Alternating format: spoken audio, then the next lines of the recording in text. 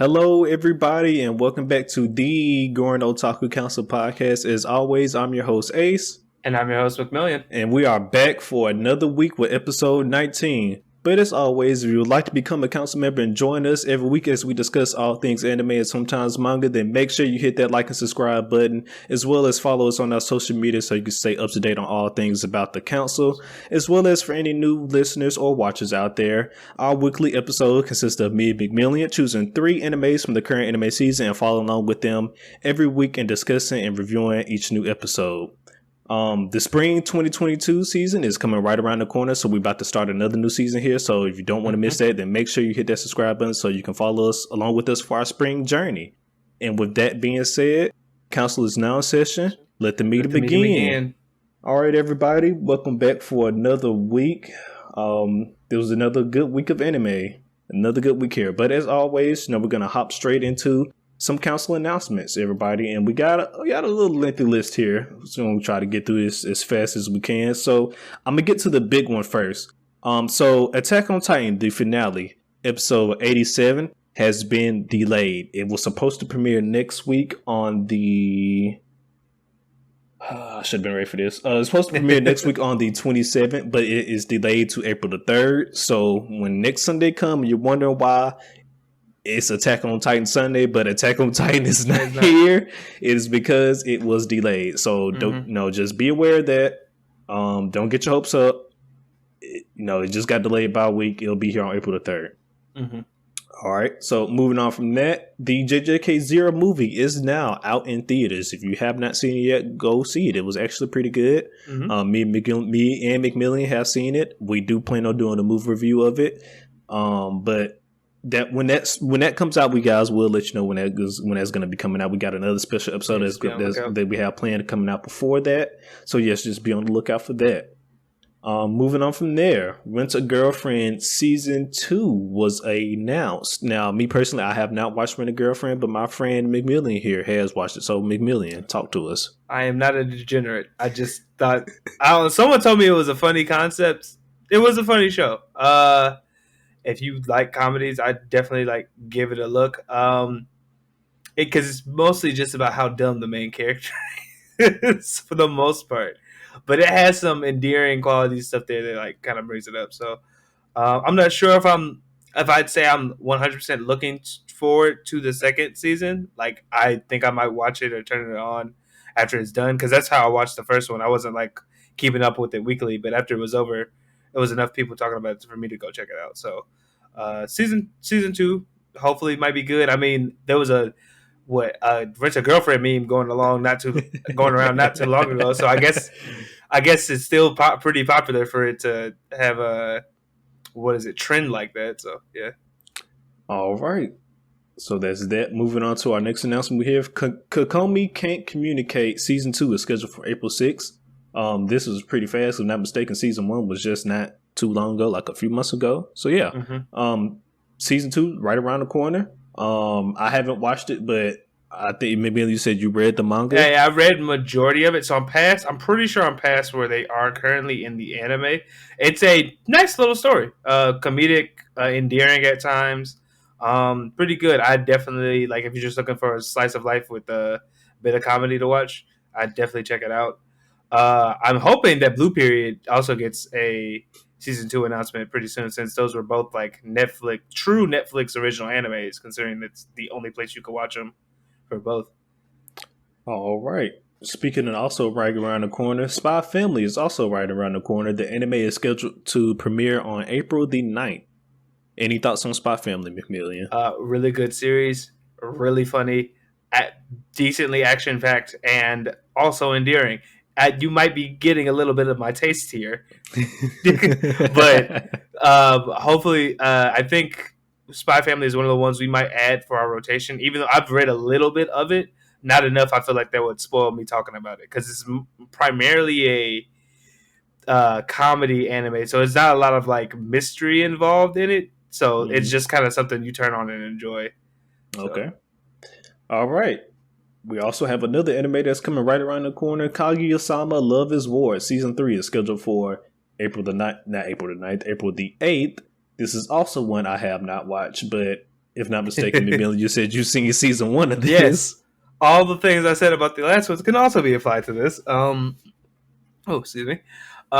Kage-sama is just a very funny show. It is, and it's well written and well paced, and it's a romantic comedy, and it's not, the main character isn't just liked for being nice, because you know how many animes there are like that, basically. So definitely give it a check out. Definitely check it out if you haven't. I myself have not watched season 2 yet, but that's mostly just because it it's one of those things where it gets put on your watch list and then it just gets pushed to the side. You forget to come back. So yeah, at least it's done now for me, yes. so I can go back and watch it. Definitely, if anime watchers, some probably know this out there, but make a list. Making a list of things you're watching and currently have, and you have already watched, is not a bad idea, just so you can stay on track of things, because as McMillian said, once you get into the groove of just watching a whole bunch of different things, you sometimes can lose track of what you're watching.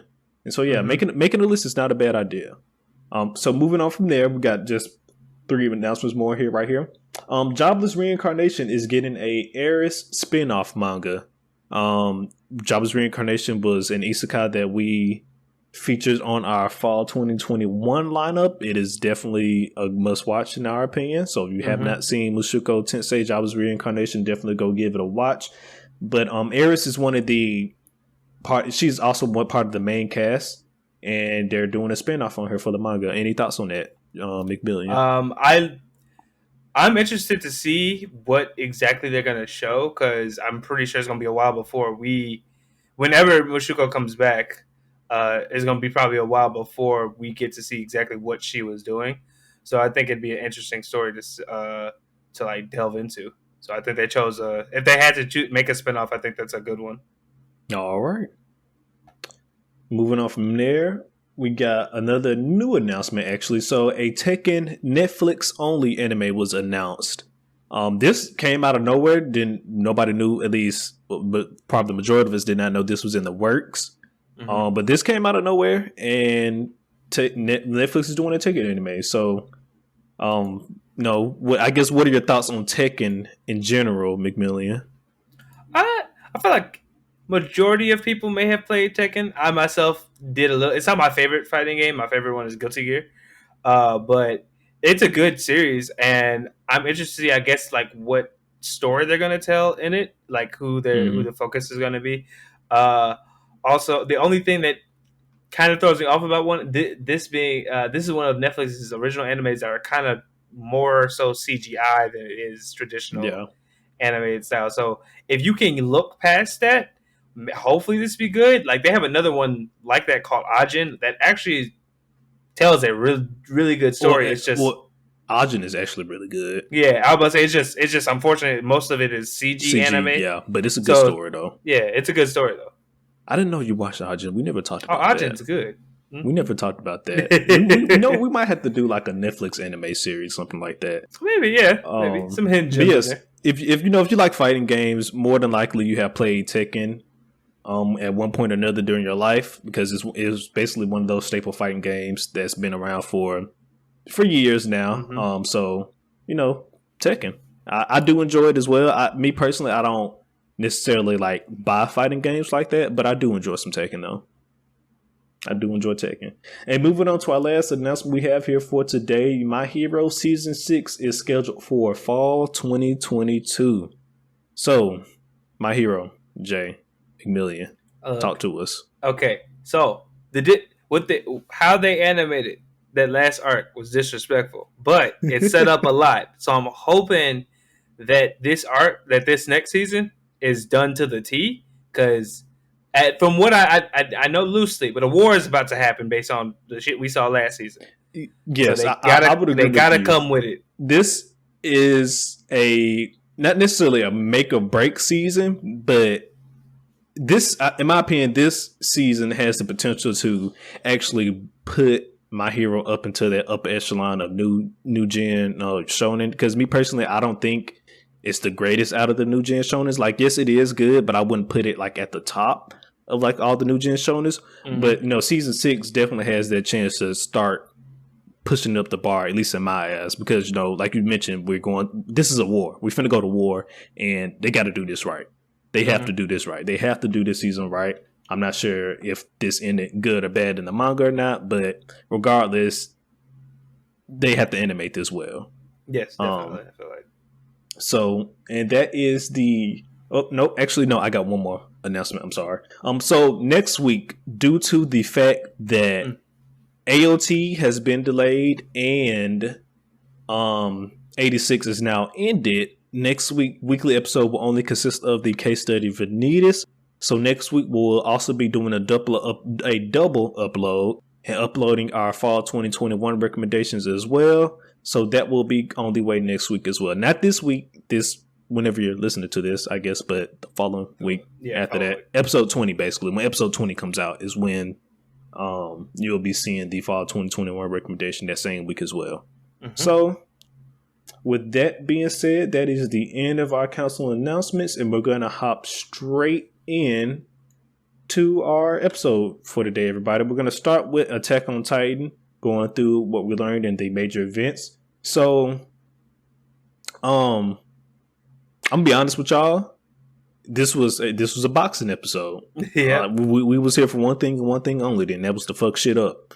But, truly. But however, we did learn some stuff this episode. So let's go through that. So, at the beginning of this episode, like I said, we start back off with Reiner and Annie boxing because that's where we left off. So we're back boxing again, them doing what they do best, killing scouts. So we go from there to where we go back to Hanj and the group that's being held underground. And now this is the point where plans have changed because the Azumabito has informed them that it will take them at least a full day to service the boat. Well, full day, then they were like, at our best, we could probably work it down to half. Correct. And the high pressure situation just became even more high pressure because what the fuck? We doing all this and you want a half a day to do what? No. So like, for instance, speaking like just last week's episode where Asa asked me how we would have approached this, we definitely could not have escaped now without killing nobody. Half a day. Yeah, it's it. So due to the fact that it will take them half a day to service the boat, they can't stay at the docks anymore because there's no way in the world they could defend the docks for half a damn day. So they plan to move the boat, and I can't remember the name of the city, but it's another city that is on mainland that they're going to service the boat at. Yeah. But even when they get it there, it's still a race against time because they have to service the boat before the rumbling comes through there as well. So it's like a double time crunch, everybody. Like, we got to fight the half a day time crunch as well as getting the boat ready before the rumbling comes through and murder all of us. So things are not looking good as of right now. It's interesting because I'm just like how, like, the rumbling obviously doesn't travel that fast, but it's fast enough to where like we have to, work under like dire straits and they might not necessarily travel that fast, but however they don't stop. Yeah, like they continuously moving. Like they're not all gas, no brakes. Correct. Yeah, and then as Hanj mentioned, any obstacle in their way, they're just gonna trample over. Yeah, they just trample over. So it's just interesting because I'm wondering, like, because in my head I'm just like, is there any way y'all could like work on the boat as we approach the island? That way, some of that time is knocked down. But, and that's what I was thinking as well because even when they first got to the docks, when I'm not gonna say it, old boy. Y'all know who I'm talking about. I'm not gonna butcher his name. He mentioned that the original plan was them to service the boat anyways, and the way how he made it sound was they was gonna service it on the go. At least when he first explained it. Mm-hmm. So I was also thinking the same thing. Like, can y'all not service this as we're sailing on the sea? Like that would be the most optimal thing right here. But I guess apparently not. But anyway, so we move from there to. Now we're starting our plan because now they have to get the Azumabito from the underground where they was bunkered up at to the boat. So now plan change. We're going to the boat, and the action just if it was already at a 10, it probably went to 15 now. Yeah, you get Mikasa just bodies, just straight bodies. That no prisoners taken. You got shots flying around everywhere. You got the Titans defending the people while also like killing scouts. There was one point I think Rainer legit ate somebody as he bent over to like take some shots. I was like, He this is a did. very violent ass scene, but I'm He here for did. it. I'm here for it. And I would like to point out that they didn't take any shots from the Thunder Spears until it came to the point where they actually had to protect the Osmobitos and the boat. Other than that, they were ducking and dodging them spears like it was nothing. Like they was moving and grooving out there. And I'm like, damn, they really out here not taking no hits. Like they getting it on right now. Yeah, the only time, like to your point, the only time they did was to protect either each other or the Osmobitos. Like other than that, it didn't seem like the Thunder Spears were really getting them. And I'm wondering if maybe it was because it was coming from the B team of scouts, because the A team of scouts beat Reiner's ass. But we're not having that. Exactly. We're not having that. We pulling up deep, boy. Yeah, I don't. That's a good question. Now, I didn't think about that because I could understand Reiner why he was not getting hit until he actually had to start defending the people and stuff like that. But Annie, this is her first time actually going against the Thunder Spears, and for her to be out there, moving and grooving how she was, I was like, okay, Annie, this might, like you said, this might have been the B tier scouts because, like you said, the A tier they pulled last time they pulled up on Reiner ass, they gave his ass no mercy, boy. Yep, exactly. It wouldn't work with the A tiers. They gave his ass no mercy. So as they're like we mentioned, the Osmobito are trying to get to the boat. The Jaegerists have now, started their full scale attack to try and, blow up the boat. It has gotten to the point where Annie and Reiner are basically just standing directly in front of the boat, just taking all the Thunder Spear blasts, just so none of them can destroy the boat. Mm-hmm. And we finally get to see Falco transform into the Jaw Titan. Your thoughts on his Jaw Titan, McMillian? Give it to me. It looked like a chicken. It looked like a very angry chicken. It looked deadly. It just looked like he's very small. I'm wondering. I always wondered this because do like the age or height of the person determine the height that the height of the Titan is later? That's a good question because for every the Jaw Titan. Now, granted, the Jaw Titan was small. Correct. Even regardless. But I was just wondering, like, his seemed even smaller in retrospect, like in terms of because the original one had a small body but like a huge head, and this one just seems kind of small, more condensed all around, more compact. So I'm wondering is Titan height maybe also relative to the user, the actual user, because we know the look of the Titan is also just dependent on the user, but we never I guess touched upon whether the height of the Titan was dependent on the user as well. That's a good question. I never thought about that. Like you said, his Falco's Titan is very small and compact. It looked like his claws were more, I guess, defined than what's his name? Claws though. I can't remember his name. Porco? Not Pork. Was it Porco? I can't remember his name. But the Jaw Titan before Falco. Prior. It almost looked like his claws were made out of steel to a certain extent. Yeah, no, it did what it needed to do, which is interesting because Peak was like the first transformation is never like a good one, but he did. I think he accomplished what he wanted to accomplish. It's just at the end there, he lost control and almost killed Peak. And I just thought it was interesting because I was like, if you were in that situation, do you think you would have like transformed then, or would you have like tried to listen? I mean, at that point, you got to do what you got to do at that point. Because had he not transformed then, the Jaegers probably win, hands down. Because him transforming was the turning point of that entire battle. Because they was losing. Mikasa in the game, they was losing. My only concern was I just didn't know what Peak meant by like the first one is always bad, because I was like, does she mean like he'll lose control and start attacking anyone? Because that's what he did. That would have been my worry. There is that I would have just started. I might have fucked up the boat. This is a giant ass person. Like this is the first time I'm doing it. So and like you just mentioned, that was the case. Falco basically was going crazy, and he even started attacking Peak. Almost killed her, but our boy Magath was able to get there in time and take him out of the Titan and stop him from killing Peak. So as I just mentioned, when Falco transforms into his Titan, that's the turning point of the battle right there. And then this is the point where we see Mikasa just pop the fuck off, and she just goes and slaughters a whole bunch of Jaegers. To be quite honest, it was like a decent amount of people's pop up point because Connie got back into the fight and was showing out. Like it was just legitimately like nose holds bars to the point where like Flo's is like, shit, I gotta do a Hail Mary for the last little bit, and then he got his ass popped. But we'll talk about that more a little bit later. Yep. So Mika starts popping off, and there's a specific scene I do want to touch up on. It's like after she's fighting two Jaegers, she got them wrapped up in like the wires from the ODM gear, and she fucking sets off the Thunder Spear. I was like, now Mikasa, that was a little overboard. How cool that was. That was a little overboard because that was for style points, goddamn. But that's all that was. Those were straight style points. Well, that, and I'm assuming also to maybe blow up that building, but I don't even know if there were people in there. So that was straight style points because there wasn't no reason for her to do them mans like that. One of them was already dead.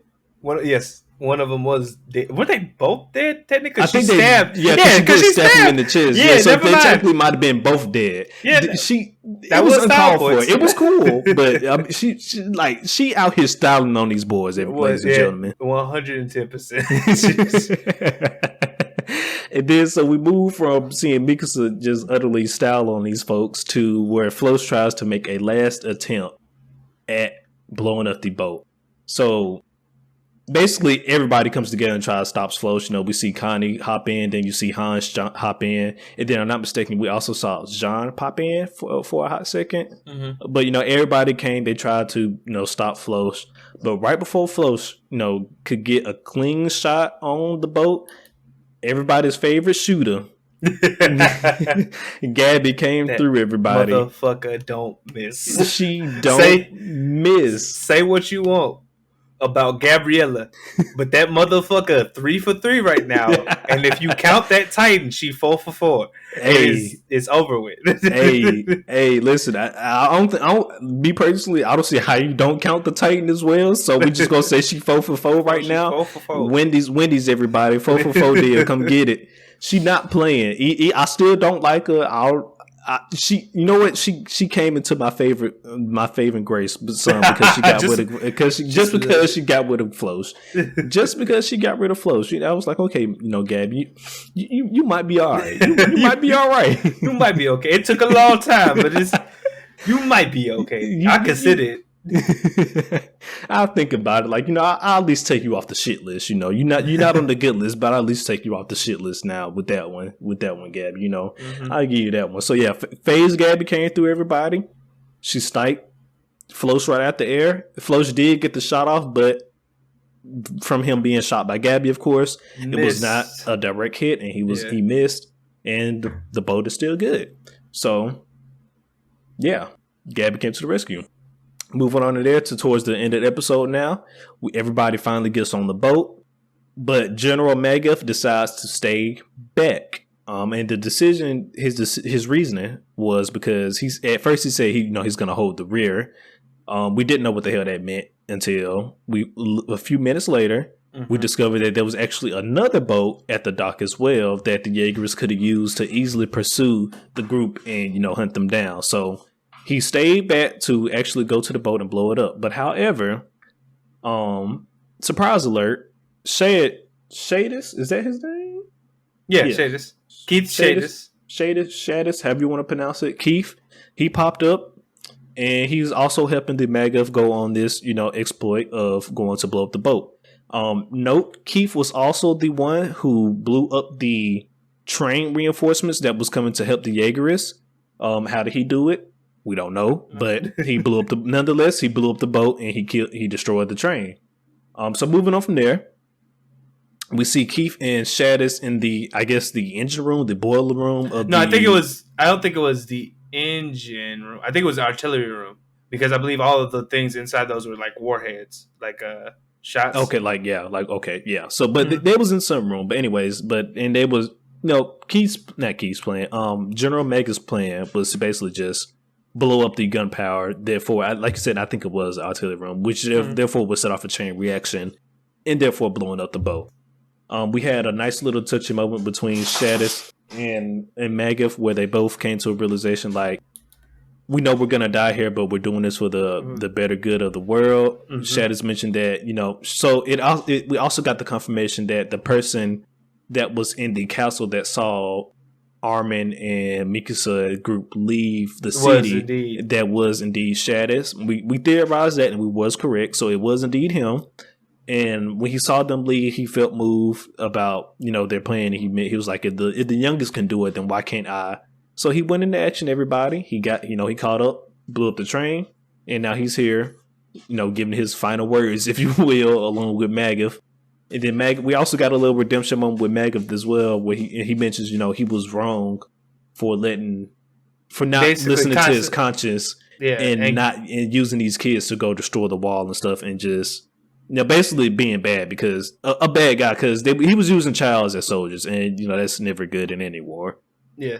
So so I guess McMillian, what are your thoughts on that whole final moments of Magath and Keith? This just so I don't repeat it when we get to our favorite scenes, this exactly is like one of my favorite scenes simply because of it, the generation prior making way for the next generation to do the best that they can, especially with Magath being the person, Magath and Ches being a little bit like the resilient old head type of people throughout like the series, like Magath being like, I don't care what you guys tell me right now, y'all are an island full of devils, and then seeing that him unwork that in his head and realizing just like this war is shitty. It's just shit on either side. And then for Shadis, it was like seeing him go from just like a regular old commander to trying to get these kids ready to take on Titans to a person that had to like also come with the terms of like he might not be all that special in terms of everything, with the fact that like the warfare is now not just Titans anymore, it's other people,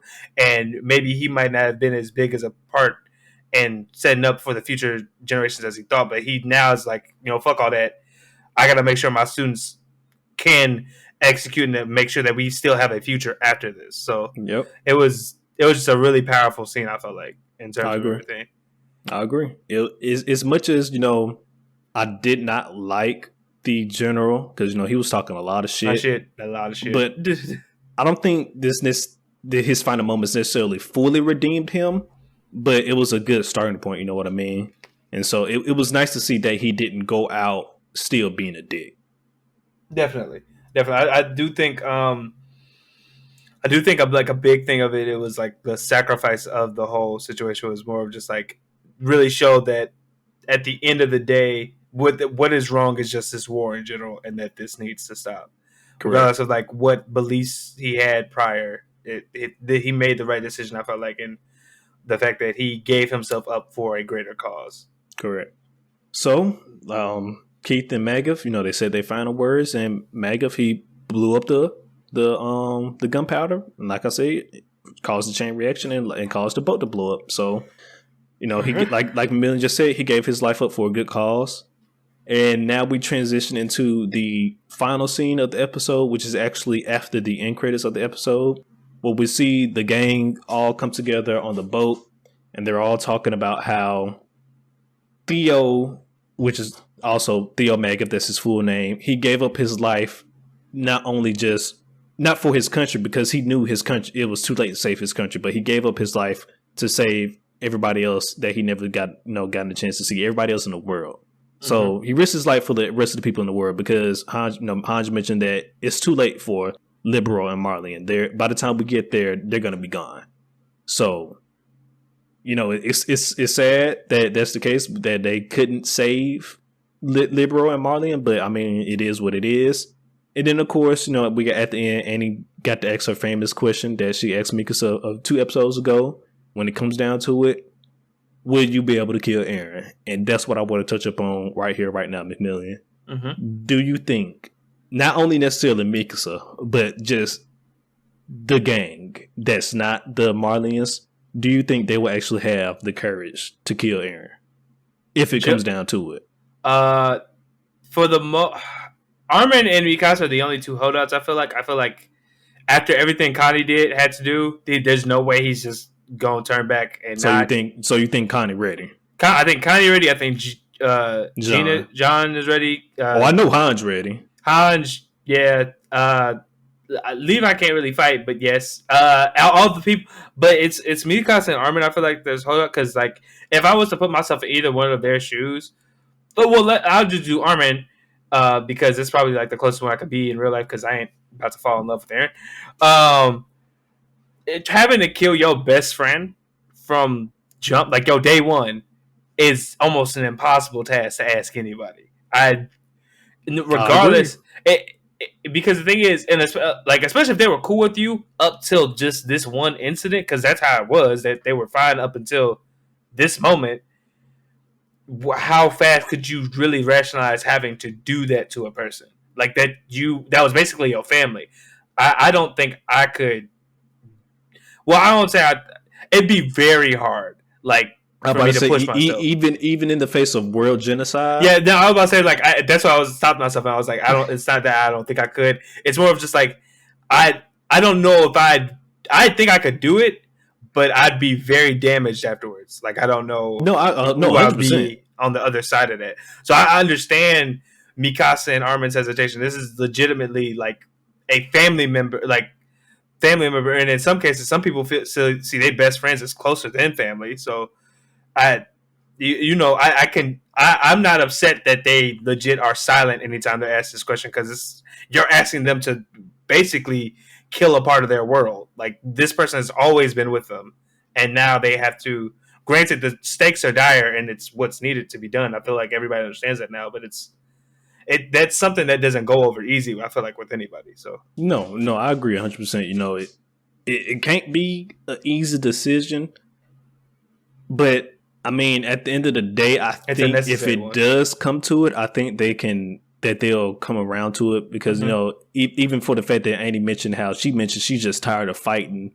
In general, she's tired of fighting you guys. She's tired of fighting everybody. She even mentioned that she's tired of fighting Aaron himself. So, you know, everybody is tired of this war. And I think when it comes down to it, yes, it'll be hard to make that decision. But I would hope that they will make the right decision. And like if we got to take them out, you know, I think we got to take you out. No, I think they will. It's just it's going to take I think it's going to be more than just like a 1 day thing. Like. I feel like over the next, I don't know how many minutes of this last episode, we're going to see them come to the terms that they have of what they have to do. That's what they have to do. Yeah. No, I agree 100%. Do you think we'll see, I'm going to ask one more question. Do you think we'll see the Colossal Titan for the final finale? Armin does not really fight with it. I'm not sure. That's a good question. I would almost think in some way, shape, or form, yes, because I don't know how.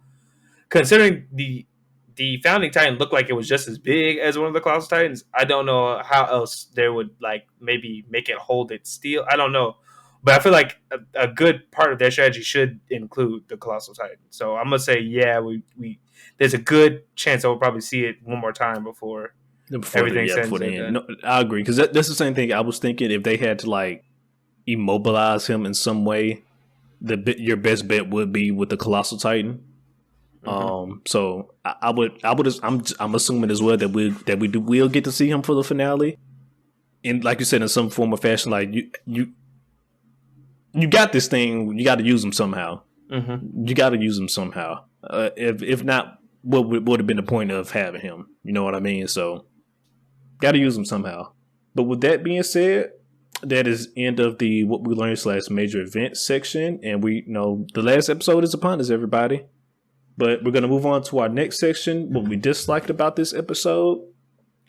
And me personally, I didn't have any dislikes. I just only had one nitpick, and I was talking to you about this before the episode. It's just that how did Shadis blow up the train? Because that's a whole train. Like the feat is not. Impossible. It is very feasible. It's a very feasible feat. I just want to see how he did it. Yeah, no, that's understandable. I mean, it's just like me with the whole how did the plan come together? Because they didn't show him a thunder spear going off or anything. They legitimately, if I remember correctly, I believe it's just they showed us inside the train, someone them riding it is coming towards, and then all of a sudden it just blows up. It just blows up. And I'm just like, did he set an explosive on there? What happened? But yeah, I would have liked to have seen exactly how it all happened, because he, even when he shows up to help Magath, he does kind of just come out of nowhere. It's just like you just see him on the wire cut those two cut the two Jaegers, and then he's like, I'm here to help you. And I'm just like, all right, cool, Batman, let's go. Like, where did you even come from, sir? Mm-hmm. How did you get here, first of all? Yeah. Were you on the train? Were you like, was you camped out, heading out on the train? Did you set the train up to explode? Like you mentioned, I just want to see it. Like, the feat is not impossible by any means. I just want to see it. Yeah, no, like I said before, like for an anime like this that has planned out so much, don't get sloppy on me now. Don't get lazy on me now. But did you have any dislikes or nitpicks for this episode? Not really. You pointed out the train thing did make me think about that. But I didn't really have any other dislikes. They finally killed off Floch, so I can stop saying fuck Floch, but also fuck Floch. Oh, it's still fuck Floch.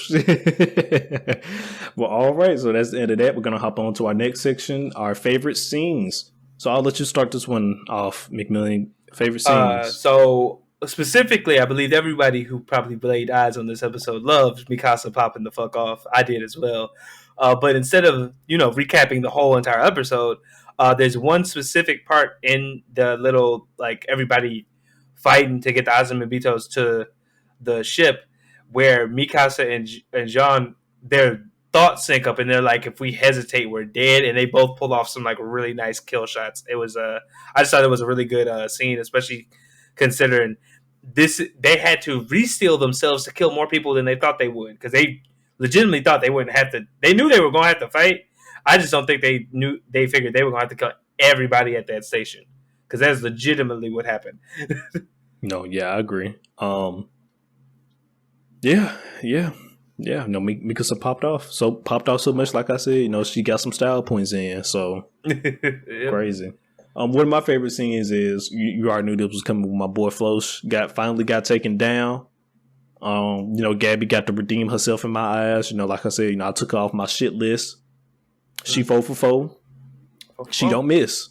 She does not Phase miss. Gabby. She don't miss. Get her on your esports team now. I always play. At this point, you really got to place your bets on that motherfucker. Like, it's crazy. And that was a good scene, considering how much shit we had to deal with from that dude. I mean, yeah, because we took so much shit from Floch, so much shit, and then we mentioned a few episodes ago the fact that this motherfucker was the one that survived the attack from the Beast. Fuck Floch. fuck Floch. Out of everybody that had to live, it was him. But I digress. Yeah.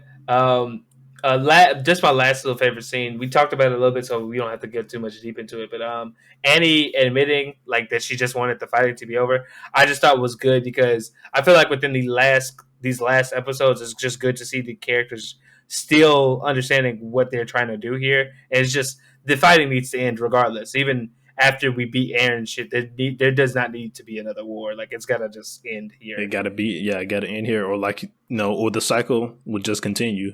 Mm-hmm. Even like you say, even after they stop Eren, because I don't think they plan on, like, they haven't mentioned it, but I don't think they're planning on stopping the Titan lineage.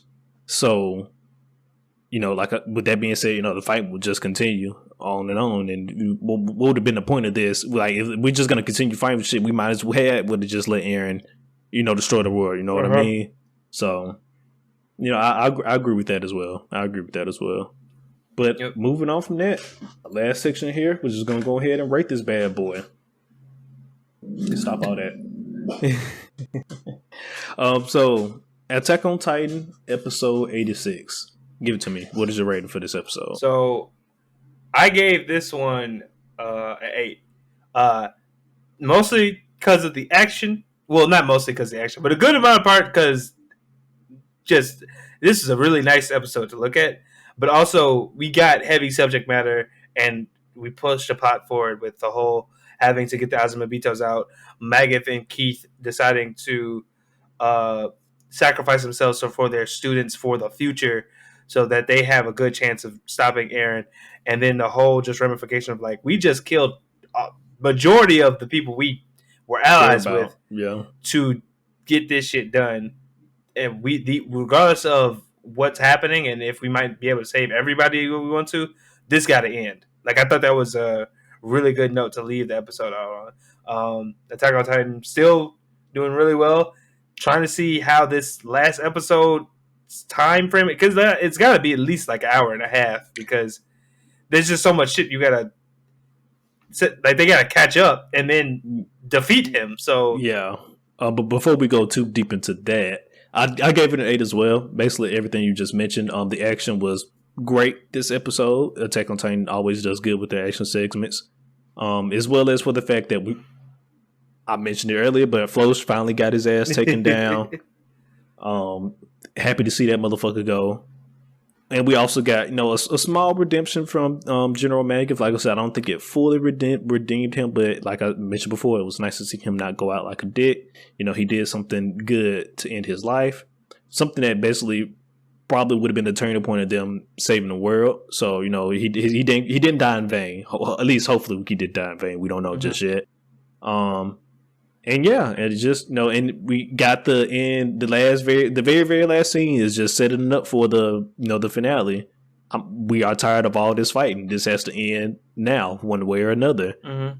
So how will this end? And then now going into what you were saying earlier about what we're doing for this last episode, I don't know. This may be the point where the manga readers was talking about, because I mean this episode I enjoyed the fuck out of it, but I will have to agree.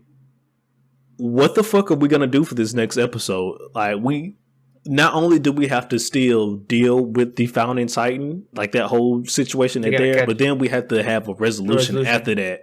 Whether the Founding Titan wins or lose, we still have to have a resolution after that. So, like you mentioned, this can't just be like I would imagine that this has to be more, at least a 45-minute episode and not a regular 30-minute episode, because if it is, I just feel like they would leave a lot open to interpretation, but we'll just have to wait and see. I would agree. We'll have to wait and see, but once again, as of right now, manga readers, I'm still not seeing it. The last episode is upon us. This is your last chance to see if y'all was right. So we're going to see on April the 3rd. We're going to see if the manga readers was correct about the ending being shitty. So only time will tell now. Only time will tell. And also before we move on, I want to reiterate that next week, the finale, episode 87 of Attack on Titan, is delayed. It premieres on April the 3rd, everybody. I just want to reiterate that one more time. So, with that being said, we're going to move on to our next anime we have slated for today, everybody, and hop on to some Case Study Of Vanitas. Episode 22, Blue Night. And of course, we're going to start off with our what we learned / major events. So, it is here, everybody. It is finally here. The backstory for Vanitas. We finally got to learn more about Vanitas, where he came from, what his life was like, what he was doing. Just finally got it. But before that, so we start off the episode with Mikhail and Vanitas in the lab, in Dr. Morrow's lab, with Mikhail being tortured. I'm not gonna lie, the beginning of this episode was definitely a little bit hard to watch. We start out the episode with Mikhail just screaming throughout the whole lab and stuff like that. It was just, oh my gosh, it was a little hard to watch. But move from there. Mikhail is about to be taken away again for a second time, but our boy Vanitas comes through and says, all right, Dr. Morrow, instead of taking him, take me. So I did not expect that. What was your thoughts on Vanitas deciding to take Mikhail's place? A young boy he just met. It's interesting that you say you didn't expect it, but to me, Vanitas is always, as much as he's been an asshole, he's always also been a bleeding heart. Correct. So, like, while it was unexpected for him to do it for a child he just met, I think at the end of the day, the fact that it was a child is what made him decide to go ahead and put his life on the line for that. So it was interesting to see him go ahead and do it. And I figured that it was going to result that way, though. Yeah. Okay. Vanitas always presented himself as a caregiver, an asshole of a caregiver, but a caregiver. So, but no, but yeah, I guess like you mentioned, I just for the fact that maybe it was a person that he never met that he decided to do it before. But like you said, I guess just for the fact that it was a child is why he went through with it. And also the fact I think he knew. Well, he'd been experiencing what he was going through, and this kid is obviously much younger than himself. Yeah. So I think that all combined. We go from there. We hop into another scene where the doctor brings Mikhail and Vanitas into another room in the lab. And before I say this, I want to say it. I was right. Y'all can't fuck with me, okay? I was right. I do this theorizing shit. I was right. He's paid by the manga author right now to spoil you. I was right. That's what happens. No, the fact that you were correct is crazy. It's just crazier to. So if you mind, I guess I can go into you got it. You got it. But we get basically the understanding of everything that was happening to Vanitas and Mikhail, which was that they were being injected with the blood of the original Vanitas, the Blue Moon Vampire, to unlock the books of Vanitas. It's apparently always been books because apparently the doctor had both. Which is fucking crazy because I thought that maybe Mikhail's book was made later or something like that, but apparently it's always been two. It was just wild to see because even the doctor was like, "Hey, y'all, just so you know, this experiment might paralyze you." But thank you for your service. Yeah, exactly. But thank you for your service. But luckily enough, with the crazy shit all happening in the midst of all that, the original Vanitas pops up and is like, "Give me my shit." Kills majority of the scientists. As we know, the main doc survived somehow, and decides after Mikhail's begging to take the boys with him, which is just interesting to me because I was like, if you're an immortal vampire, I guess maybe he felt a little bit guilty because even he said like y'all wouldn't have been in this mess if not for it wasn't for me. Yeah, but it was just interesting for him to just be like, okay, I'm just gonna take you guys and raise you now. Like, that was a big jump in your decision making. What'd you think of that? I'll answer this question. So I mean, how could he turn down the children in my eyes? Like he even said it himself, y'all here because of me in the first place. Like y'all wouldn't even be here in this situation if it wasn't for me. We don't know how he lost his book and we'll segue that, to a little bit later. But if it wasn't for Vanitas losing the book of Vanitas, plural, the doctor wouldn't have had a reason to kidnap children and be doing these experiments and stuff on him. So in my eyes, it's like, how could he possibly turn him away? The only thing the only way I could see him doing that if he was just a straight up dick, if he was one of them guys. But other than that, I think something else that might have influenced it is that as they're leaving, he mentions how that the Cheshires won't chase them because they'll be more concerned with like cleaning up their mess. Correct. And so I was like, oh, maybe he was also concerned maybe that the Cheshires might have killed the kids. Because that as well, damage control, but I don't think the Cheshires would have went that far as killing the kids, though. Let's hope not. I don't think they would have did that. But which segues into my other question is, how do you think Vanitas lost the book? / how do you think Dr. Mara came in possession of the books? Later on in the episode, we kind of see a sense of who the Blue Moon Vanitas is, and he seems he can be slightly careless a little bit with his stuff. So it's very possible that he could have misplaced it, or maybe a grand fight happened with a whole bunch of Cheshires and Vanitas himself, and in that confusion, Dr. Morrow just went and yoinked the books. Do you think, because we know that Dr. Morrow was working with Charlatan, do you think that Charlatan... Yeah. Do you think that Charlatan was a part of like the plot to steal the books from Vanitas? It could be. I'm not sure that because there's no real big evidence right now that suggests that he was working with Charlatan at that point. Correct. You are correct. Because that was a lot of from just based on how Vanitas looks now, and even Mikhail, that seemed to be a couple years, like a decent amount of years back. before he might have started working with charlatans. So I'm not sure if he's in charge of if he's related to it at all, because the church we also know was also fucking with vampires to a big degree. Oh, they was So always fucking with the yeah, vampires. so it's not like far fetched to say that he just took these of his own interests or the church's interests. But the charlatan thing is interesting because I just if that was the case, I just feel like maybe there would have been more of a hint to it. I just didn't see that in this episode. No, I feel you just know.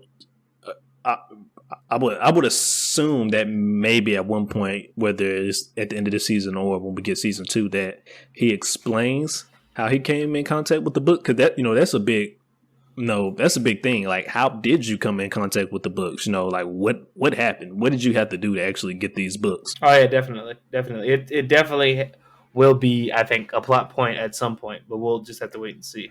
Correct. So moving on from there, Vanitas save the original Vanitas saved Vanitas and Mikhail. He is now have these children under his care, and while he has the children under his care, the whole point of this, well, not the whole point of this, but one of the big thing is that he actually wants to save the children because due to the experiments that the doctor was doing to them, that one day Mikhail and Vanitas will die. And we'll get into a little bit of that a little bit later. But for right now, we're going to touch up on Vanitas' backstory. So, mentioned earlier that Vanitas, this is the episode we actually got to see Vanitas' backstory. We learned that his mother died at his birth. His mother died giving birth to him. And his father died protecting him. So basically, his father met his mother through a one of the road shows. His mother was like, like Circus du Soleil, kind of those shows. The performer, yeah. He met her that way. Presumably fell in love with her, had a child. She died, giving birth. But he decided to stay with the show, traveling around the world, because Vanitas mentioned that they went many places with the show. And one day that that they got attacked by vampires, and his dad protected him. From the vampires. He never understood it because he figured that his father would hate him because he basically, quote unquote, killed his mother. I guess hearing Vanitas' explanation on his parents, how did that make you feel? Because we always assumed that his parents were dead because he was doing all this other different stuff, but to hear him say that he assumed that his father should hate him because of, I guess his mother died because of him. I feel like that's a pretty common thing that happens in fantasy or literature or stuff like that. Like where a parent dies from like the birth of the child, and the children either expect their subsequent parent to hate them because of it. And in some cases it does happen. I forget like certain ones, but like there are cases where it does. I can't think of any off the top of my head, but it does happen. It doesn't catch me as odd because even for instance now current Vanitas is still very much like kind of very hard on himself, where he's like the point where he's like, if anyone were to love me, I wouldn't understand it because how could anyone love me? So it's not like that's different from his character. It's just interesting that he was thinking like that even all the way back when he was like a kid before his father even died. So yeah, no, it's crazy. Yeah, but that's wild. So moving on from there, due to the death of his father, as many of you may have known, is where he got his hatred towards vampires. Or I guess I wouldn't call it necessarily a hatred anymore, but at that point, it was a hatred towards vampires. And that led him to want to become a cashier. So that's how he got into being captured by Dr. Morrow in the first place, because he was training to be a cashier. And Dr. Morrow set it up to where it looked like Vanitas had died in battle. And he kidnapped him. Which is so fucking crazy. He kidnapped him. So it's just actually crazy to see that due to the fact of the death of his father is basically what led him to being captured by the doctor. Any thoughts on that? Him wanting to become a cashier? I guess not really. I mean, it makes sense because I'm pretty sure Mikhail. I think the way the cashiers recruit is probably similar to how foundlings in Star Wars or shit works, where it's like, oh, the family was wiped out, we adopted them. Well, we're not just going to leave them, so we're going to train them to uphold this organization. Like it seems like the most plausible thing, because I'm pretty sure they were probably going to do the same thing with Mikhail at one point. They Probably. like if he didn't go missing, basically. So it makes sense, and it support it. We already assumed that because he knew his way around the chapel. That episode they invaded it, and you could have assumed that it was just the fact that he was an experiment, but it turns out that he was, something more, which was Chester's. So. Yeah, which also explains why Vanitas has. We don't see Vanitas get to fights that much, but he can, hold his own. He can hold his own in hand-to-hand combat every now and then. So that also explains it, because he was trained by Chashiers. Mm-hmm. Also, with that being said, we got Vanitas' backstory, but we also, this episode, we got the reveal of the Blue Moon Vampire, the original Vanitas himself. And so, yes, he does have woman-like features, but he also, his skin is pitch black. Now, I was talking to McMillian about this before the episode, but my question was that like a stylistic choice, or was that just his skin color? I think that's actually his skin color. I don't know if you want to look it up, because potential manga spoilers, but I've seen the drawing of him also, what he looks like in the manga. Not because I read, just because when I was looking stuff up earlier, that's how he's drawn as well. Okay, but I feel like if that's not how they wanted to depict him, I feel like this episode probably would have been the episode where they basically would have shown what his face like. And what it looked like. Because the only reason I thought, like you said, just mentioned like that, is I figured that maybe they were still just trying to hide his full identity, reveal and identity and stuff like that, and we'll probably get that at a later date. But at the same time, with his skin being pitch black, it's not like it threw off the character design or anything. So I can definitely see it, like you said, that being his actual skin color. Yeah. So it works out. Surprisingly, it works out. It works out. But yeah, so we got the reveal of the original Vanitas this episode, and moving on towards the end now. This is where I mentioned earlier that Vanitas was trying to save the children, because one day they will die due to the experiments that Dr. Mora was doing on them. And it turns out that day has come for Mikhail, at least, and he's laying in the bed, just all bloodied up, coughing up blood and everything. And he asks the original Venus, "Am I going to die?" And he mentions that there's one other way to save you guys, but he only wanted to use it as a last resort. And that would be to actually make them members of the Blue Moon Clan. Now, with that being said, we didn't technically get to see him turn Mikhail into a vampire, but do you think that he initiated Mikhail into the Blue Moon Clan? Because right after that scene, we see Vanitas walks in and he gives his whole spiel about, I never want to be a part of your clan. I want to die human. And then we see a scene where he looks like he's hugging Vanitas and he just dissipates into like black smoke. But anyways, with that being said, do you think he was able actually to make him a member of the clan? I'm of the mind, until probably next episode when we get the answer, that he probably did. I'm not 100% sure if it was through making him a vampire or some other means, because there's no evidence yet that suggests Mikhail is a vamp quite yet. But I wouldn't be surprised if it turns out that he is, because Mikhail was very gung-ho about the whole joining his clan in the first place. Like, he was saying he would love that because it would mean that we get to stay together forever. So it's not far-fetched to think that Mikhail might have allowed himself to turn himself into a vampire. I agree. Yeah, it's just a lot of things here going on. And that was basically, that was the end of the episode, everybody. We lead the episode with Vanitas finally showing up to the amusement park to confront Mikhail, and the episode ends right there. And we don't know if this next episode is the last one or not. It would be a good thing to look that up, see what the episode list is for this, because I don't know if it's going to 23 or 25 episodes. I'm not sure how many episodes they're doing for this first season, but I mean that's it. And anything else you want to talk about? For the major events, anything we might have missed Oh or no, I touched think up we I on? think we covered everything. So I guess we move into our dislikes, and the only one I had for this episode, it wasn't really a big one. It's just I would have preferred us to see what exactly happened in Mikhail's recollection of original Vanitas dying, because as you know, last episode my theory was that he probably misunderstood the situation, which still could be the case, but we're kind of left in the dark, I guess, on those moments too, which we won't know exist. I guess we'll just have to wait and see if we really find out how the death of the original Vanitas transpired. Correct, because we still have to. Because as I mentioned before, the way they showed it, at least from Mikhail's memory, is just we just saw Vanitas kind of like hugging the other Vanitas, the original Vanitas, and he just And dissipates into black particles yeah. and stuff. And so we don't know what the hell was going on with that.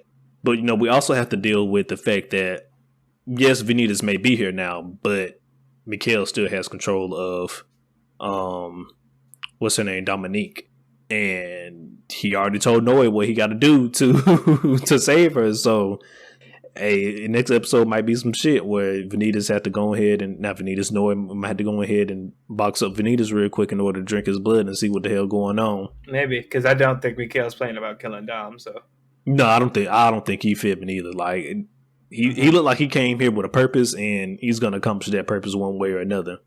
Yep. So moving on from there. Oh, I also have to mention that I don't have any dislikes for this episode. But moving on from there to our favorite scenes.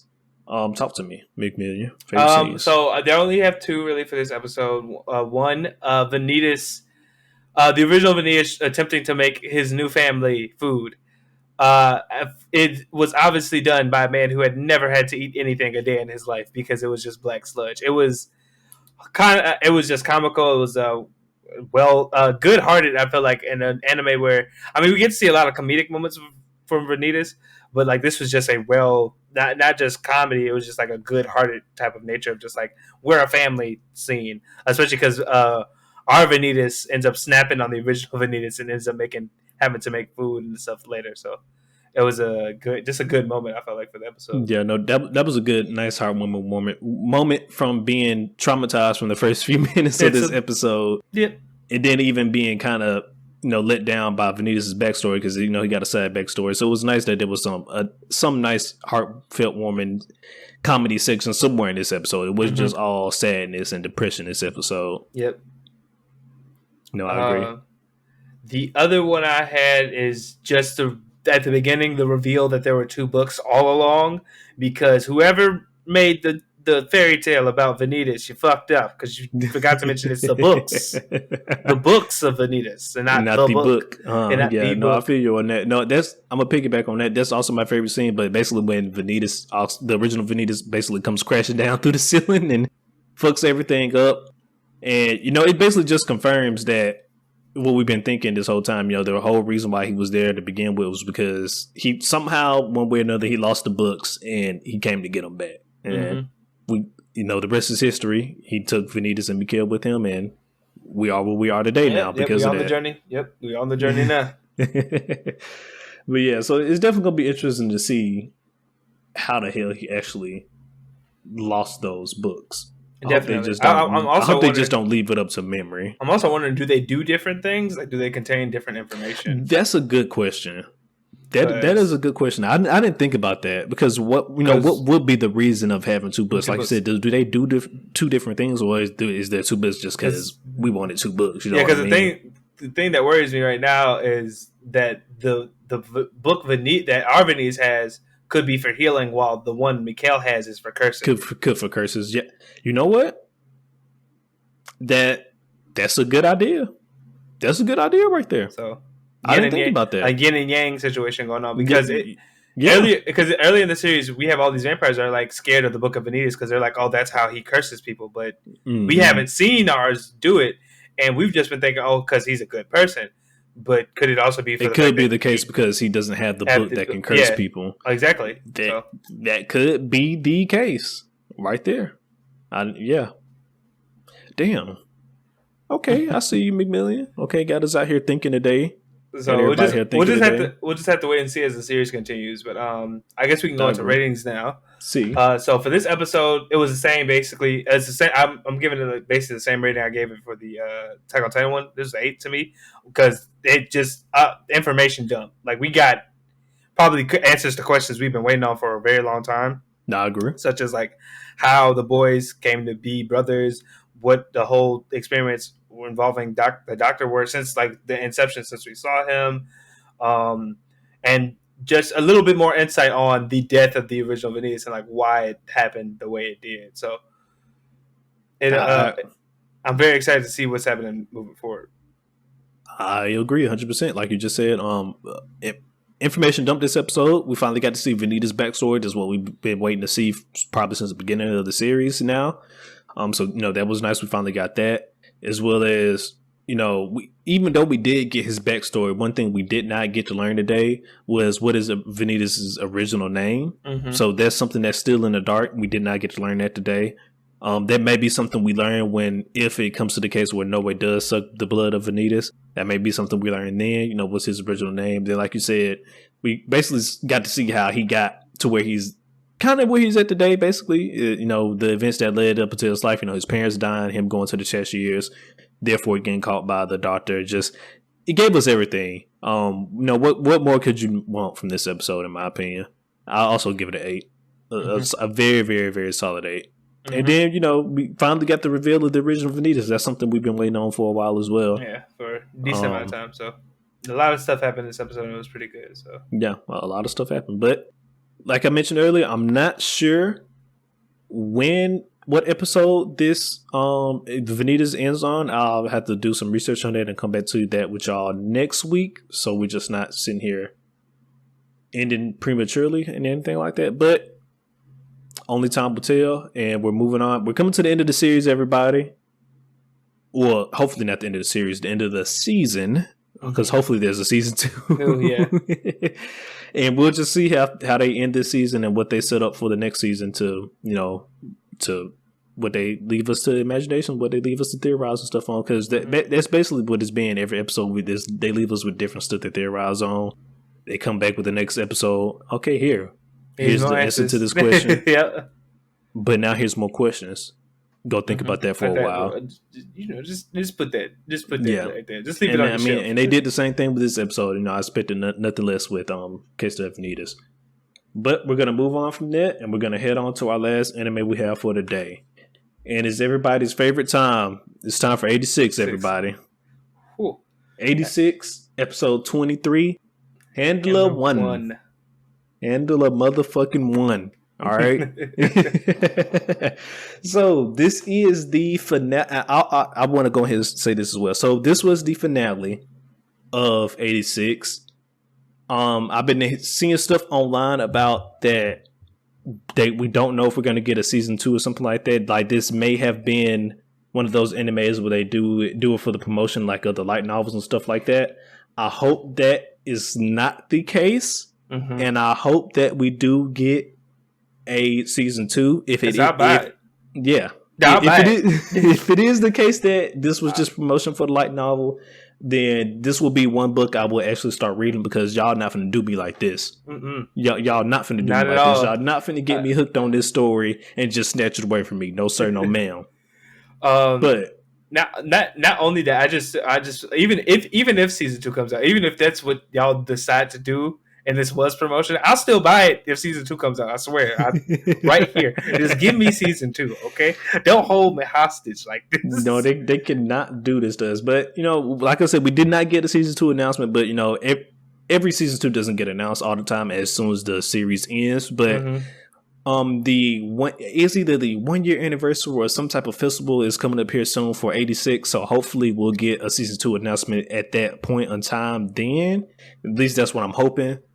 A man can only hope, everybody. A man can only hope. Mm-hmm. So hopefully we can get our season 2 at the end from that event. Whether I can't remember the exact name of the event. It's either the 1 year anniversary or it was some type of festival that they're doing for 86. But anyways, moving on from that, we're gonna hop in straight into our episode, everybody. So first section, major events of what we learned from this episode, and They almost got me, everybody. They almost got me. They didn't get me though, but they almost got me. They almost got me. Same. But so, like always, start the episode. We see the gang coming back home to our boy. What is his name? Ernst. Thank you. I almost forgot it. We see them finally come back home to our boy Ernst. Now, once again, I do want to say this: everybody that was Ernst doubters out there, McMillian included, don't y'all ever doubt my boy Ernst again. Okay, never. He had true intentions since the very beginning. All you motherfuckers out there telling some, I don't know, I don't trust Ernst when we all first met him. Fuck all y'all, okay? Because I was the only one on Ernst's side. The best dad. He is now the best dad to me.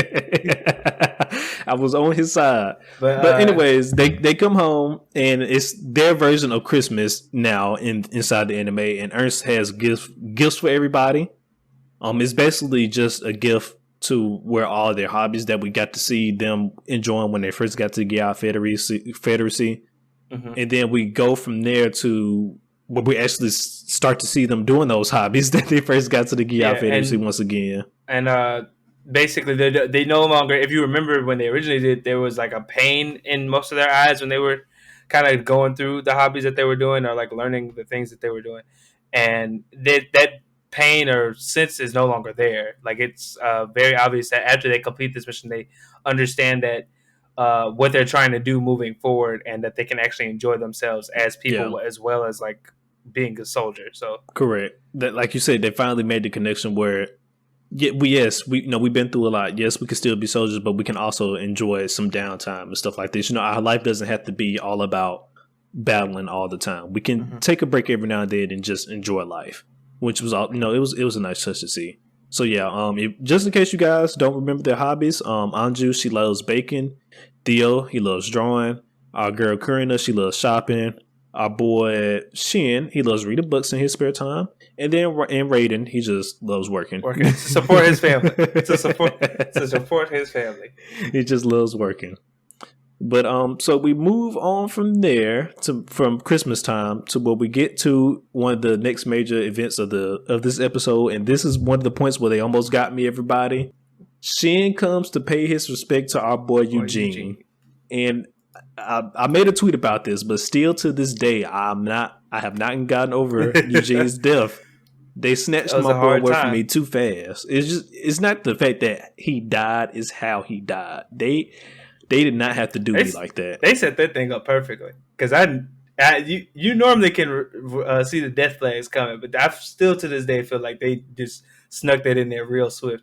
But to basically just continue, we see Shin visit the grave, make amends to Eugene while explaining to him what his reasoning to continue fighting for, and it was basically like was akin to basically what Eugene's thing was. I want to show my sister the ocean one day. And Shin's was like, I want to take my friends who I've lost and the people who are still with me off this battlefield, which is also somewhat like what Lena's goal was. The reason she kept fighting was because she feels like she's also somewhat responsible for getting she thought they were dead, but getting them off the battlefield, basically. Correct.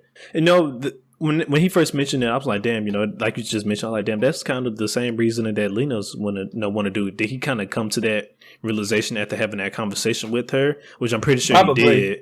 But it's just also nice, nice to make that little connection right there. And he also had a run in with one of Eugene's friend. He was also his battle buddy, and I can't remember his name. I think it was Marcel, though. We're gonna call him Marcel. That may not be this man's name, but it's okay. We just double him Marcel for right now. That sounds right. But regardless, he gets a thing from Marcel. Marcel apologizes for basically the way he had been treating Shin since like Eugene's death, and also apparently that Marcel was one of the reasons why Eugene's sister had decided to write Shin in the first place.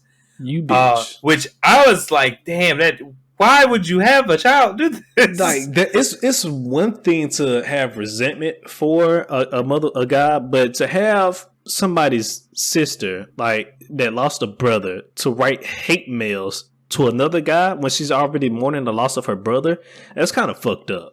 And then, but luckily we get to see the redemption of that soon after, because Shin left his last picture with Eugene there to give something for his sister to remember. her smiling brother by, and she sees it and thanks Shin for it. And I thought that was just a nice little, almost the Like I tears, said, they almost got they the almost tears, got me. they almost got me. That was just a nice little moment Yep. for that. And moving past that, we are now, some time has passed, and we get to basically see uh, what Lena's been up to. Well, Well, not, hold on. Well, before we touch upon what Lena's doing, before that, we see, because you skip over this, but we see a scene where Shin gets back with the gang and they're all working on their new robots that they got. I for the life of me, I cannot pronounce these names, but I think I'm Reagan Leafs. Yes. Something like that. But anyways, they're all together. They got some new Reagan Leafs, and Theo is actually drawing and painting emblems on the Reagan Leaf, their emblems. And he asks Theo, Theo asks Shin, do you really want to keep the Undertaker emblem? You don't need it anymore. I think it's bad luck. You can choose something else. And Shin, he looks at him. He's like, you know what?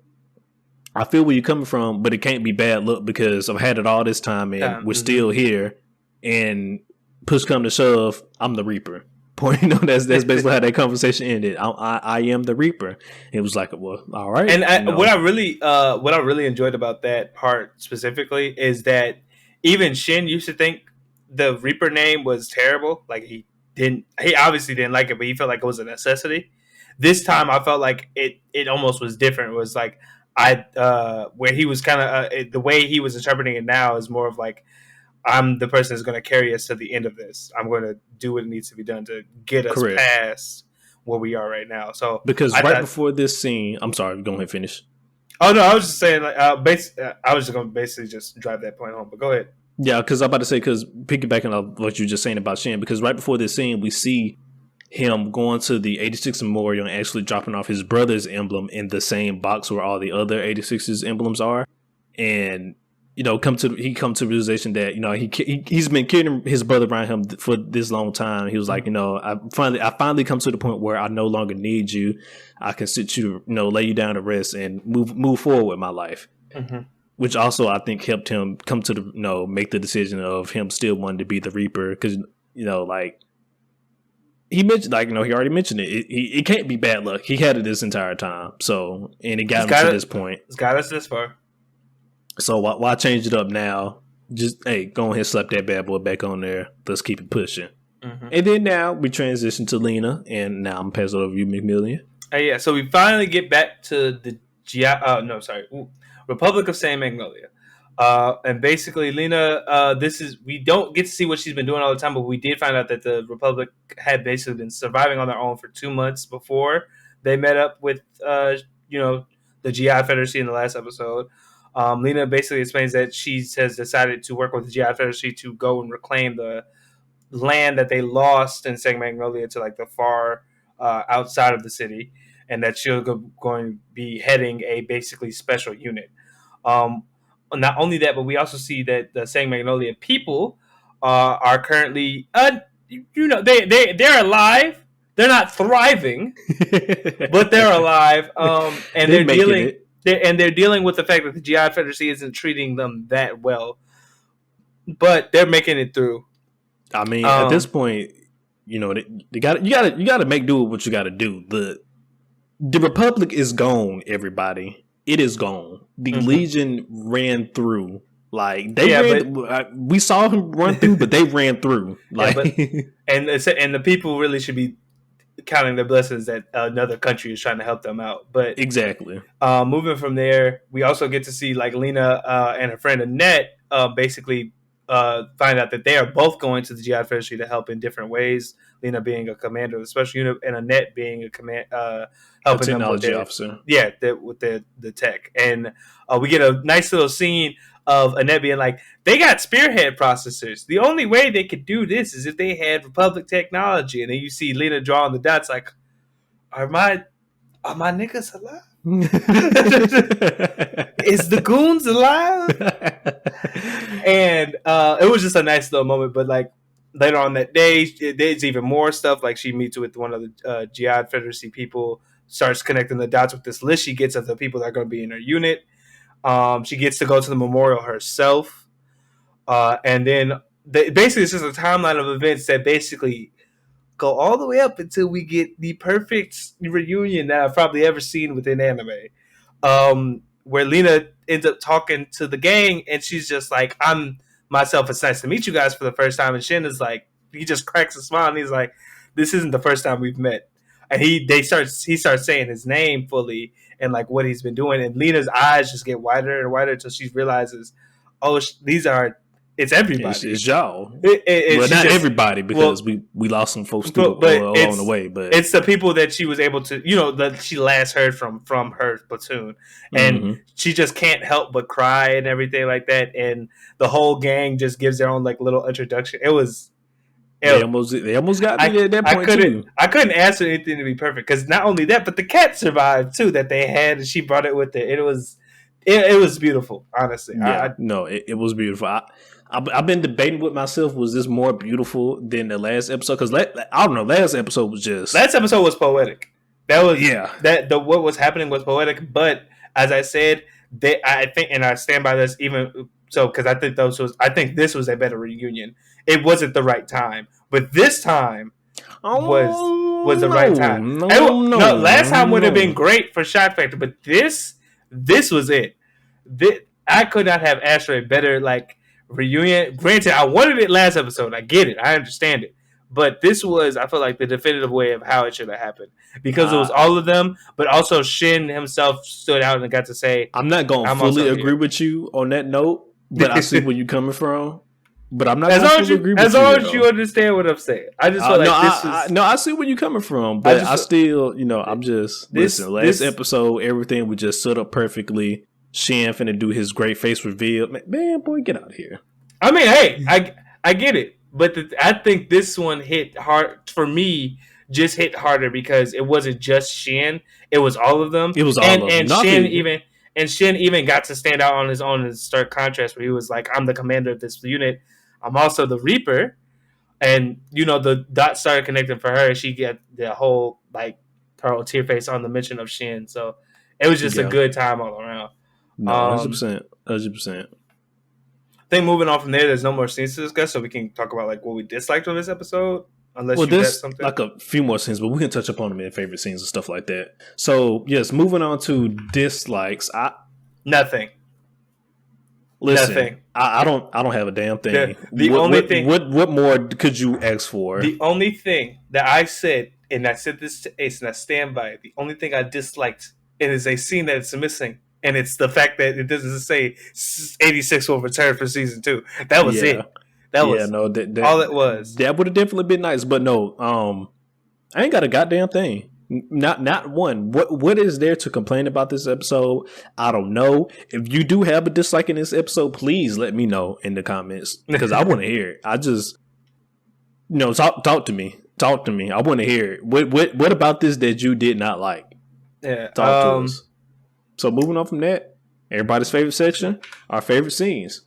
And I'm actually going to touch upon this now, because this was one scene we didn't touch upon in the major events, but there was a scene when Lena first got to the Gia Confederacy. So one, it was nice for a fact that it was actually, I cannot remember her name, but basically the lieutenant that's been over Shin and the gang, she was the one who actually brought Lena to meet Ernst. So I thought that was a nice touch. Oh yeah.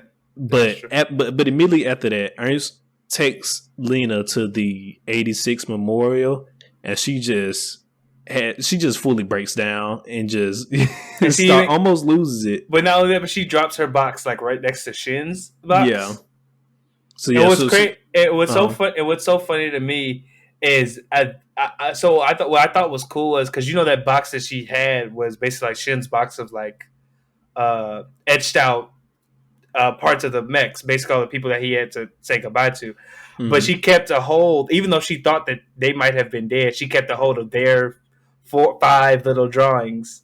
Mm-hmm. I just thought that was kind of cool, because especially considering that she knows Shin probably would not just leave that anywhere.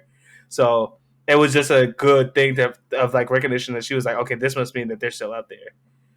Or something like that. And then so she left her little box at the memorial as well. And it was just a nice touching moment because she mentioned that, she'll never forget, the 86 and what they did and what they fought for, and she'll just never forget them. And that's when that was right after that scene is when we had the big reveal between her and the group. Mm-hmm. I really enjoyed that one as well. That was a good scene. My other, because besides ones we've already mentioned, because I think we mentioned a plethora of good scenes. Like this episode was great. So my last one is just at the end when Lena recognized everybody. Frederica is on like a crane from Fido, and she's just like, "Let's get a picture to commemorate this moment." And that's how they end. Basically, that's the end card for the episode. Yeah, just really good. Like like Ace said earlier, and like I said, they almost got me to tears because it was just it was just like a welling up of happiness of like, damn, they fought this hard and now they're back together and all that stuff. And the fight's not over, but like this nice little reprise from it could not have asked for just like a better feel good type of like moment. Correct. One I will touch upon this real quickly. We did already mention it, but my favorite scene was when Shen went to pay respects to Eugene. I'm not going to go too deep into it because we already talked about that, but that was also one of my favorite scenes. But another one of my favorite scenes, though, was when Lena was on her way to meet the group. Like, they did like a montage of all the group basically giving their thoughts on Lena and stuff like that. And Theo has some drawings of Lena, but not also just Lena. She also has some drawings of like Lena and Shen as well. I think that was like a nice heartwarming, touching moment. He had a drawing of them together. It was nice. He was trying to make fun of them, but the drawing was actually very, very, very well done. That was a good moment. I didn't have any others that I hadn't already touched on. Did you have one that you get a chance to touch on? Just an honorary mention. Cat living is just amazing. Kitty living, not cat. Kitty. The fact that she lived. That was a nice little thing. And also, I just thought that was funny in real life because cats always be getting into shit and then just being fine. So it was just a funny like inside joke. But to go from there, rating of this episode. I'm gonna be real with you. It's still very hard for me. I'm not kind of cutting dry on this one, but like it's either a 9 or a 10. I don't. No, I'm with you on that. I'm at least giving it a 9. Yeah, at least a 9. I'm not. I don't know. I feel like almost because like last episode was just so good. It's hard to top that. Yeah, it's hard to top it because, like I said, while this had, in my opinion, was the best time for the reveal. Last episode was, if it had the reveal, it still would have been extremely well done. I just feel like this was the best way to do it. But last episode was so good. I almost feel like so damn good. I almost feel like I can't give it a 10 in contrast to that episode. Like if you put them together, they're the 10 upon 10s. Like that's these two episodes. But I feel like removed from that, this is very solidly like a 9 or a 10. Like I cannot decide, but it's a very strong 9 though. Yeah. Very now I will say that the OST for this episode popped the fuck off. They played the music at the right times in this episode. The shit slapped this episode. They popped off this episode. But as far as the rating goes, I'm definitely like you already mentioned, I'm giving a 9. It's hard to compare the two, especially just from last episode. Like last episode was just done so damn well from beginning to end. Just plot, story, emotion, cinematography, animation, just everything about last episode was just amazing. But one thing I do want to touch up on before we end this, because this is the end of 86 and we don't know when we're going to get this back again. There was a point in the episode where Lena mentions how the Gilead Federacy is giving all the 86s a chance to become Federacy citizens. With that being said, do you think that the last group Lena was with, do you think that they took that offer and they're going to become citizens, or do you think they're going to stay and fight with Lena, or do you kind of think it's maybe like a mixture of both? I think it's a mixture of both. I think there are definitely people on that side who are done with fighting, who have seen enough battlefields, and I can't blame them, especially with the fact that they've had to defend their homeland. Not only did they have to run regular missions, but at the end they had to defend their homeland for 2 months for it to even still like survive. So I definitely think there's some people who are probably like Shin in them who feel like if the fight's not over, I'm still in it. But I can't blame for. Highly doubt that there's not any of them who would not take the chance to not to just retire and focus on something else. No, 100%. I wouldn't be mad at them at all. If anybody stays, I think Cyclops is gonna stay Oh, definitely. with Yeah. Lena because it looked like has some found respect for Lena now. From what from the interactions we got to see between the two of them. So if anybody stays with her, I do know. I think that Cyclops is gonna stay with Lena. Yeah, same. But back to just the rating. Just I mean 9 is I could give it 10. It's just I don't know. I think it's just missing that one thing for me to bump it up to a 10. But as we mentioned before, this episode was just amazing as well all around. There was nothing more I really could ask for. The OST slapped hard as fuck this episode, and we got a good resolution. We know it's not the end of the story, but for this to be a season ender, or hopefully not anime series ender, they did a good job. Mm-hmm. Any last thoughts on 86, just in case we may not ever see the anime again? That's it. Tell your friends, tell your family, watch this shit. It's great, and it deserves to be seen by more people. I agree. So this is your Ace and McMillian recommendation here. If you have not yet had a chance to check out 86, please go ahead. Well, I mean, if you've been watching this anyways, I still would say go watch it for yourself anyways. It's definitely a good watch. The season 1 is now ended. Hopefully the anime series is now over. We will be patiently waiting for the season 2 announcement, and best believe when we do get that season 2 announcement, we will let you guys know that it is here, because we'll probably be going crazy when we finally get it. So, we just waiting. We just waiting. And with that being said, why don't you go ahead and take us on out here, McMillian? All right, guys, we'll keep it real short because we went over time. Love you guys. Appreciate you for watching and listening. Please hit that like and subscribe button. If you're on YouTube, let us know what you thought about the episode. If you're from audio-only listeners, please consider following and giving us a good review. As always, enjoy some anime. Have a good time. See please, if you want to keep up with us on Twitter, we are at Gurren Otakus, and on Instagram we are at Gurren Otaku Council. Correct. With all that being said, guys, have a nice week. Have a nice day. This is Gurren Otaku Council signing off. Meeting adjourned. Peace.